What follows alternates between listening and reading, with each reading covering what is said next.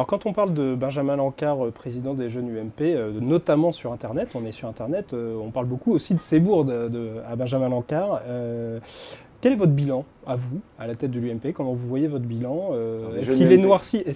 Pardon? À la tête des jeunes UMP. À la tête des jeunes UMP, exactement. Est-ce qu'il est noirci, notamment par ce lip-dub qui, il y a quelques années, a fait, entre guillemets, la risée du web? Vous allez me dire si je me trompe.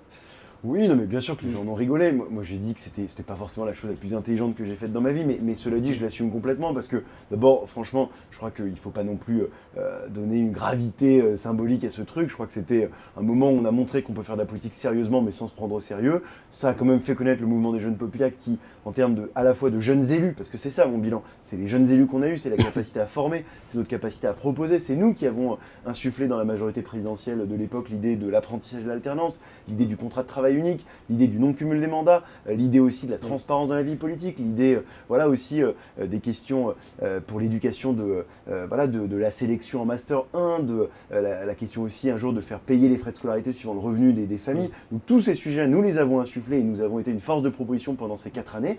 Alors oui, effectivement, il y a eu parfois des petits phénomènes de buzz qui ont plus ou moins marché.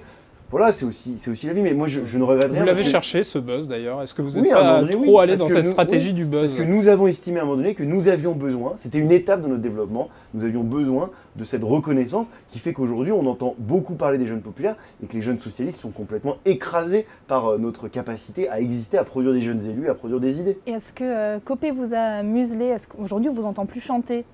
Non, mais je crois d'abord, je pense qu'effectivement, c'est pas un secret de Gascon, voilà, c'est qu'il n'est pas le plus grand fan du lead dub, c'est clair, il l'a dit publiquement.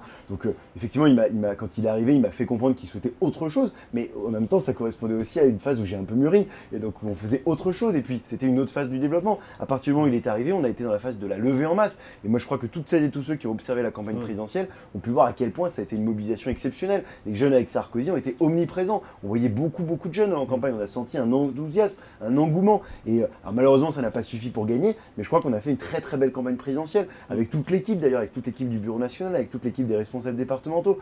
Donc voilà. Et en même temps, je crois qu'aujourd'hui, à la fin, on retient quand même un mouvement de jeunes qui a été capable de montrer qu'on pouvait faire de la politique sérieusement sans se prendre au sérieux, qui a été capable de montrer qu'il y avait une forme d'existence sur des sujets de société, sur des sujets économiques, sur des sujets de formation. Je crois que c'est aussi ça qui est pas mal.